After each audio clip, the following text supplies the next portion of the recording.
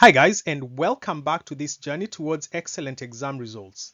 In these shorter revision videos, we are going to be breaking down different concepts within the GCSE Geography specification. The aim of this is to help us understand the concepts better and to give us the information and confidence we need to answer examination questions. In today's video, we are going to be talking about the evidence that is used to determine past climate change. This is covered in all the GCSE specifications. Okay, let's get started. So what evidence can we use to determine past climate? Now the first type of evidence are tree rings. Now this can be used to determine when we had warm and wetter periods as well as when we had cooler and drier periods. So each tree ring will represent a year's growth in the tree's life. And if it's a thick ring, it represents a year that was warmer and wetter, which means that the tree experienced more growth because we know that the trees require sunlight and they require water. So if we have a lot more of that, then the tree will grow a lot more. And if that's the case, then it means that it's going to have very thick tree rings. And if the thinnest ring, obviously that was a cooler and drier year. And therefore, by using tree rings, we can determine what past climate was like. So the second type of evidence is ice cores. And we know that ice sheets have layers of ice that can help scientists determine or identify what the past climate was like. And the oldest ice is normally right at the bottom and the newest ice is at the top.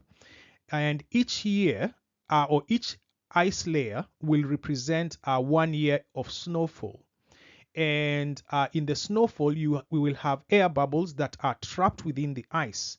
And these normally can tell scientists about the amount of carbon dioxide in that particular air bubble, which will then help them determine whether it was a glacial or interglacial period. So a glacial period is like an ice age where the temperatures are really, really low. And then an interglacial is a warmer period that like we are experiencing currently on the Earth. And if we have a lot more carbon dioxide in the atmosphere, then it means that that is likely to have been an interglacial period, which was warmer. Because we had obviously more carbon dioxide in the atmosphere, and then if it's a glacial period, then there is likely to be less carbon dioxide trapped within the ice. So the third type of evidence are historical sources. So historical sources in this case are things like drawings, paintings, and diaries, and these can be used to provide evidence for past climate change. And the historical sources that have been looked at so far suggest that climate changes every few hundred years, and that in the last 2000 years, temperatures have varied between 1 and 1.5 degrees Celsius. So either colder or warmer than today's temperatures. So they are a fairly reliable source when it comes to geographers and scientists determining past climate. That brings us to the end of this video on the evidence that is used to determine past climate change. I hope that you have found the information insightful and useful. I have also done a video on the natural causes of past climate change.